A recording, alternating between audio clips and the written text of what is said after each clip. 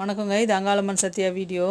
நான் நிறைய முறை சொல்லியிருக்கேன். மலையனூர் கோயிலுக்கு வர மக்கள் அந்த அம்மாவை சாமியாக பார்க்க மாட்டாங்க. நிறைய பேர் என்னமோ அவங்க வீட்டில் ஒருத்தவங்களா நினச்சி பேசுகிற மாதிரி பேசுவாங்க. எங்கள் மலையனூராங்க, எங்கள் பூங்காவனத்தாங்க, அவங்க எங்கள் குலசாமிங்க அப்படின்னு ஒரு மாதிரி இவன்ற மாதிரியே பேசுவாங்க. அந்த திருவண்ணாமலை சைடு, வந்தவாசி சைடுலேருந்து வர மக்கள்லாம், கிராமத்து மக்கள் வெள்ளந்தியாக பேசும்போது அப்படி தான் பேசுவாங்க. எங்கள் அம்மா பார்க்க வந்தாங்க அப்படின்வாங்க. ஏதோ அவங்க சாமி கும்பிட வந்தான்றதே சொல்ல மாட்டாங்க. என்னமோ அவங்கள சொந்தக்காரங்களை ஒருத்தவங்களை பார்க்க வந்த மாதிரி பேசுவாங்க.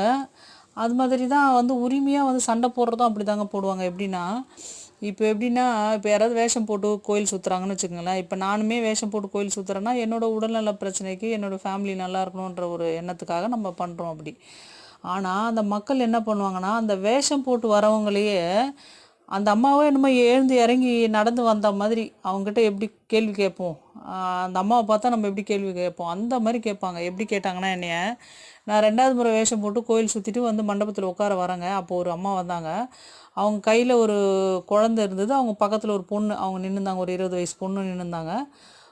என் கையை பிடிச்சிட்டாங்க. பிடிச்சிட்டு அவங்க சொல்கிறாங்க, உனக்கு இது நியாயமாக இருக்கா? இது உனக்கு தர்மமா? என் பொண்ணு வாழ்க்கை இப்படி பண்ணுறியே, நான் உன் கோயிலில் தானே வேண்டி வேண்டி நான் வரேன், இப்படி பண்ணுறியே தாயே, இது உனக்கு நியாயமாக இருக்கா? அப்படி இப்படின்னு அவங்க ஒரு 10 நிமிஷம் சண்டை போடுறாங்க. அப்போது எனக்கு என்ன நடக்குதுன்னே புரியாமல் அப்படி நின்றுட்டேன் நான். ஏதோ சொல்கிறாங்கன்னு புரியுது, ஏதோ பிரச்சனைன்னு புரியுது. ஆனால் அவங்க என்னென்னா உரிமையாக அப்படியே சண்டை போடுறாங்கங்க. அப்படியே கையை பிடிச்சிட்டு, இது உனக்கு நியாயம்னு நினைக்கிறியா நீ? உனக்கு இது தர்மமா உனக்கு? அப்படின்ட்டு அவங்க கேட்கும்போது, என்னம்மா அவங்களுக்கு பிரச்சனை அப்படின்னு சொல்லிட்டு நான் கேட்டேன்னா, அவங்க அப்புறம் சொல்கிறாங்க, அவங்க பொண்ணுக்கு கல்யாணம் பண்ணி ஒரு 20 நாள் தான் வாழ்ந்துருப்பார் போல இருக்கு மாப்பிள்ளை. கையில் ஒரு குழந்தை இருக்குது. இன்னுமே அந்த குழந்தையோட அந்த பொண்ணையும் கூட்டு போகல. என் பொண்ணை வாழ வைக்க மாட்டேறியே, ஏன் உனக்கு இந்த மாதிரி பண்ணுற அப்படின்ட்டு அங்காள பரமேஸ்வரி அவங்க கேட்குறாங்க.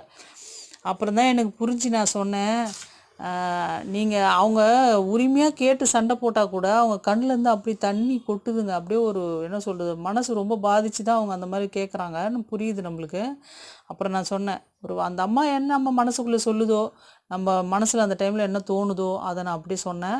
அவங்க கையை பிடிச்சிக்கிட்டு, நீங்கள் அங்காள பரமேஸ்வரி இந்த அங்காளியை நீங்கள் நம்புறீங்களான்னு கேட்டேன். நம்புகிறோம்மா, நம்பாமல் இருந்தால் வருவோம்மாம்மா அந்த கோயிலுக்கு, நம்பி தானே தாயை உன்னை வேண்டுறேன் அப்படின்னு சொல்லிட்டு அவங்க கேட்குறாங்க. அப்புறம் நான் சொன்னேன், அந்த அம்மா கிட்ட அமாவாசை அதுமா நீங்கள் சொல்லிட்டீங்க, அவங்க பார்த்துப்பாங்க, நீங்கள் கவலைப்படாமல் போங்க, உங்கள் பொண்ணு வாழ்க்கையை அவங்க வாழ வைப்பாங்க, நல்லபடியாக வாழ்வாங்க, நீங்கள் கவலைப்படாதீங்கன்னு சொல்லும்போது தான் அவங்களுக்கு ஒரு மனசுக்குள்ளே ஒரு சந்தோஷமாக ஒரு புன்னகையே வருது முகத்தில். அந்த மாதிரி அங்காள பரமேஸ்வரி அந்த அம்மாவை தெய்வமாக பார்க்காம ஏதோ சொந்தக்காரங்களை பார்க்குற மாதிரி பார்ப்பாங்க மக்கள், அந்த ஊர் மக்கள்.